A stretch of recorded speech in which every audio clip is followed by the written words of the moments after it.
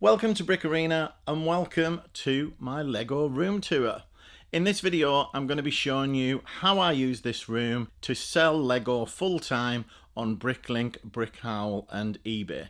I'll be going through my storage, my organisation and everything else about the room. So let's get to it. The room is about 10 metres long by 3 metres wide and is a side extension to my property that we put up about 5 or 6 years ago. Now the main layout of the room actually has two desk areas. One central desk area here where I do all of my sort of packing, picking, sorting, or the majority of that sorting. Then up at the end there we've got my desk area where all of my main computer is, and that's where I do all of my research, uploading and everything else. You'll see around the room we've got lots of these coloured drawers, and these coloured drawers tend to get lots of attention. You'll see that they go right along the side, up at the top there. They come under the desk space and then right along here as well. So pretty much the entire room is wrapped around with these rainbow coloured drawers. Now these are all made by the really useful box company, I believe. I think I do have a link in my video, or have covered this in the past. They're great drawers, and these are actually the scrapbook size drawers. People do get confused because there is two different sizes, and they're nice because you can get these dividers for the drawers, which make the drawers really useful. The dividers divide them into 15 compartments, and I think they cost about £3 or £4 a piece. All of these drawers with the dividers came with the store purchase that I made when I bought out Brick Pickers UK store. So they all came from there. So none of these drawers, well, I was about to say none of these drawers cost me anything, but they did in a way, because they're all part of the store purchase, of course, and made the store worth what it was worth to me. Now, not every drawer has a divider in, although most of them do. Now, these have all been numbered with a ZD001 onwards, and we've done that right along this wall. And then, thanks to a suggestion from one of the subscribers, we changed at this end to a ZD1 indication, and then I still got to label the other drawers around here, but these will all be ZD2 denominated, and these will be ZD3. Now, most of these, where you see there is a yellow post-it note on there, really means that they are empty. Now, they're not, when I say they're empty, they are not really catalogued in a way. Now, the majority of them are empty. Let's try and see. So we've got drawers like this. These are all empty, so lots and lots of storage still to use. But what I have done, my system is that I'll come back over to here, is that I'll fill a compartment full of its particular part and colour. But then if I've got anything left over, it goes into an overflow. So I then just bag any remainder and I store them in another container, which I'll come on into in a bit. Now, as part of that overflow ends up in bags, and some of it is spilling over into these drawers as well. So these are actually part of my overflow. Now, above all of the rainbow drawers, we've got Rayco 44 drawer units. Now, these Rayco units are my preferred choice of container. They're a metal container with nice plastic drawers, and the plastic drawers all have dividers, or at least you can buy dividers to go with them. So they're nice. They come out, as you can see, they come out of the cabinets really easily, and make them real easy for refilling, picking, etc. I have seen some drawers in these, for instance, which I don't find easy to get out at all, and so I prefer these Brickowl units personally. Now, this was the first wall here that I put up of Brickowl units, and I probably made a mistake in the numbering system that I chose, which was A1, etc. Now, in truth, that started long before this room even developed. They started in this room's predecessor, so it was just a bad choice of numbering, to be honest. I would always probably recommend just going with a number system, although I do think that has its flaws as well. But this wall here goes from A1 in the corner there to Z44 in the far corner over there. So we've got the full alphabet on this wall here. Now, above the Brickowl units, we've got all of our collection of Lego clocks. So we've got some on that wall and on this wall here. And again, on this wall behind me, we've got another row of Brickowl 44 drawer units. And in this particular case, this wall isn't completely full. We've got part of the wall filled with new at this end, and some of it with used at that end. But the intention, and that's why there are so many drawers hanging out here, the intention is for all of these drawers to be migrated to this section here. Now, this section is another section of Brickowl drawers, but this time these are all 60 drawer units. And where you see there's no label, that's an indication that the drawers are turned around, and they're turned around just to indicate that there is space in them to take more Lego. So this section here is all new Lego. This is new Lego. All of this wall is new Lego. All of these cabinets here are new Lego. And here is where we start with the used stuff.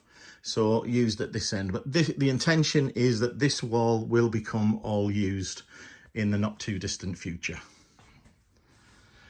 Now, we do have some other storage along this wall. So on this wall here, let me step back a bit so we can get more of this in camera. In this wall, you can see we've got multiple types of organizer, and let me just go through what those are.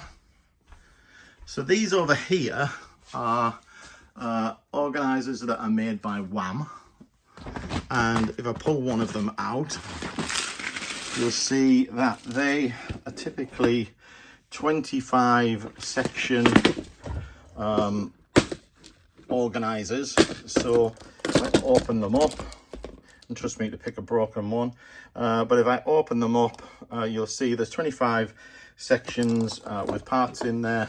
So each section is numbered, as I said, and as I said as well, typical to pick the only broken one I have in there. So let's pick another. In fact, let's pick one of these down here. So down here, shows you better. This is what they are. Wham DIY organizers. When I started buying these, they were about £3 each, And you'll see that as I've gone on, I've stopped actually numbering them on the top, because I just know what they are. You know, they're 1 to 5, 5 to 10, or 6 to 10, sorry, etc., right down to 25 down in this corner. And I tend to now put a lot of new minifigure parts in here, and find them really useful containers. I really like these actually. I think they're actually a really good use of space. The only negative, of course, is, you know, you've got to pull it and open the lid to get at it. But once you've done that, you're at sort of 25 different compartments are available to you. Now I've got more of the WAM organisers down here, and these are a bigger type of organiser. So we have a look at some of these. So you'll see that these are differently laid out. We've got small spaces at the top, followed by slightly bigger, and then 2 longer ones at the bottom. And I've actually been running these down, which is why that one is relatively empty, because again, I'm sort of trying to empty those out and make sure that I'm filling up the Rayco units and the rainbow drawers as well. Now I've got 2 more types of organisers here as well, and these are where I tend to keep my used minifig parts, tiles, weapons, anything of that nature goes in these. And these are a clear container. I think I got these from B&M in the UK, and they were a few pounds each, not very expensive at all. And I've got lots more of those at the container. Now next up, I've got 2 sections of these blue organisers. And these came from the Brick Pickers store purchase, and they're really nice, although the drawers don't come out very easily, which is a little bit of a negative. They will come out, but they're just a little bit more finicky. They do have dividers, so I've got lots of dividers tucked away down here for use once I start using these properly. I'm not 100% sure, but I think these are going to end up being used parts as well, because I see the store focusing on used with all the amount of used bulk that we've got over at the container. These rainbow drawers over here, by the way, under the window, these are also new parts, and we'll continue to fill these as we go. As you can see, not every drawer is full, but we are starting to fill those up. Now, while I'm at this end of the room, let's have a quick look at my desk area here. This is where I do most of my computer work. Most of my evenings are spent here as well. And I'm really into my tech and my Apple stuff. So I really like to have some nice gear here. So we've got an Apple Mac Studio, and that's the Max, I believe. And then we've got a studio display. We've got a secondary monitor, which is an LG, which is quite nice as well. We've got a 12.9-inch iPad on the desk in front of us, and we've got my Stream Deck there, which I use to automate a lot of my processes, etc. We've got a music interface here and a Cambridge Audio DAC, which improves the sound quality of all the audio that comes out of the computer, and I output everything through these KEF speakers, which are just awesome speakers. And most people don't use these as desk speakers because they are real good quality hi-fi speakers, but awesome speakers. Now under the desk is where we get a little messier. I've got 2 printers here. I've got my label printer, which is a Zebra GK420D, and that's an amazing little label printer, really good. And then I've got a Samsung fairly small footprint laser printer, which I use for all of the picking lists, etc. Then down here we've got a few more bits of equipment, the main one being the Arcam amp that I use, which isn't turned on at the moment. We've got a guitar effects processor, and then a sort of vocal box of tricks, I suppose, which is to hook up to a microphone, which I have over here, which is a Heil PR40, which is what I intend to use for videos, and well, I'd always intended to do some podcasts and I've never really gotten to that, but that's the mic that I would use for that. Above the desk is the only real display of Lego I've got now, which is a kind of street scene of all of the modulars, which sits here gathering dust and is probably the dustiest part of the room. We've got a couple of nice guitars on the wall from my days of attempting to play guitar. And as we walk around the room, over here is where I keep my stickers. I don't have many stickers at the moment. I did get wiped out not too long ago by another seller who bought a load of stickers off me, and these are just building back up slowly, although I haven't merged in Brickpickers stickers yet that I got from him, and those are all stored in this, so those aren't actually catalogued at the moment. Now going to the center here, we've got some more boxes under these Rayco containers here, and these are actually just plastic takeaway tubs. So these are possibly the most expensive organizers on the table, because we have to buy takeaways to get all of these. These use a different number again, just what I came up with at the time of using these. So these are plastic tub 002, etc.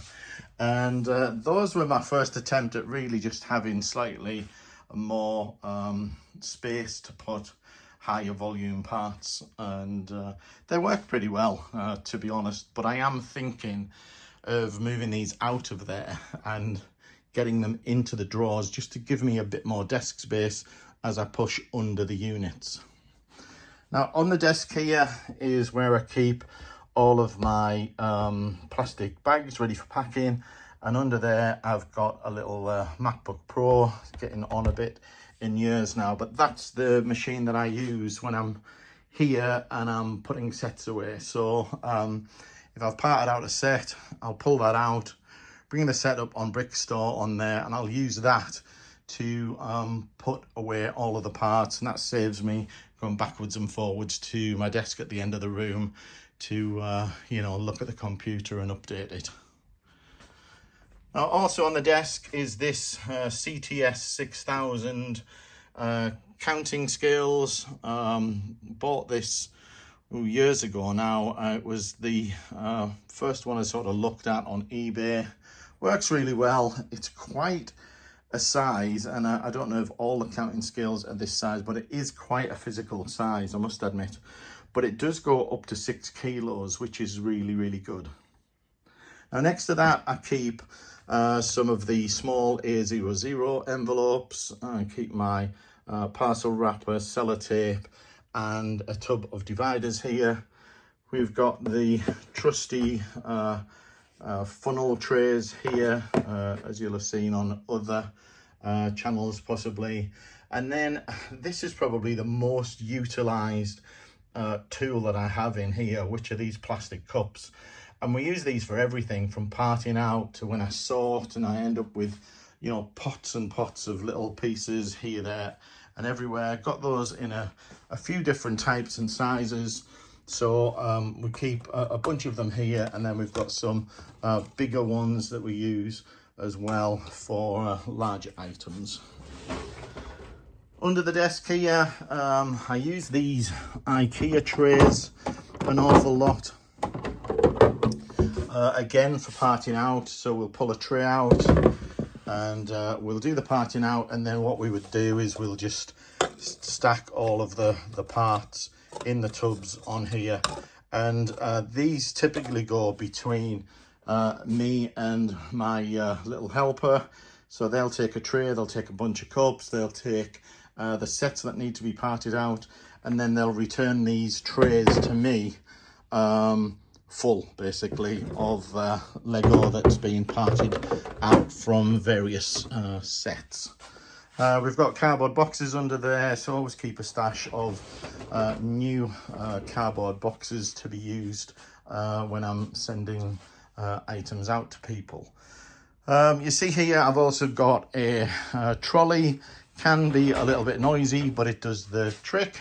I think I got this from IKEA. I keep an iPad on here and always keep meaning to get a little gooseneck arm to mount the iPad on, but I've never quite gotten around to that yet. But I use the iPad for picking orders, and works really, really well. Under there, just have a little box that I've made up for a few more sizes of envelopes for when I'm packing. And I keep these handy. This is just a nice little fairly soft brush, but these are particularly good for if you're selling used parts and you pick one up and it's maybe not come as clean as you'd have hoped and it just needs a little brush over. Then sometimes we'll give that a little brush before we send it off to someone. Now we've got another area behind the door here, which is a bit of a storage area for CMFs and other little sets that need parting out. Maybe some of them will have been opened and pilfered for minifigures and are still maybe waiting part out. We've got some new sets as well. These sets here are new, and then down towards the bottom is where we will keep our envelopes and stationery supplies, etc. Now on the end of the tables here, you'll see these orange units, and I've mentioned these several times in some of my videos, where these are storage units that I picked up from the Brick Pickers acquisition, and I'm in the process of emptying those out. And this one, as we saw earlier, is already emptied and is ready to be returned to the container and exchanged for a new one. What else have we got? Over back in this section, you'll see across the top, not looking very tidy, but we've got a bunch of black boxes there, and again down the bottom, and they go right into the corner down here. And each of those have a different coloured overflow in them. So if I were to, let's see if I can get one out one-handed. If I were to take that out, you open it and you can see that that one is just full of dark bluish grey parts, and then the one next to it is black, and then we've got brown, you know. So I know now what is in each of these in terms of colour, etc. We've got other bits and pieces laid around. We've got one messy area still, is this one, which are all of the kind of minifigure related parts that still need sorting out. So we've got a tub full of heads, we've got torsos, we've got headgear, we've got more mixed minifigure parts. So lots and lots of minifigure stuff there still to sort out. Under here is where I keep my post sacks. These are Royal Mail postage sacks, so every day I have to pull one of those out and fill it with parcels, and then we use one of these tags over here to write our account number on, put a tie wrap through it round the bag, and drop that off at the depot each day. Now I'm looking around and trying to think if there is anything else to tell you, and I don't think there is anything much else to mention. We've got a few more Lego sets up on the top there that are really just space to put them, to be honest. They'll either be sold or broken down or whatever. So I think that will probably do us for this tour. If you've got any questions, let me know, leave a comment. If you've enjoyed it, remember to hit the like button, subscribe, and until next time, thanks for watching.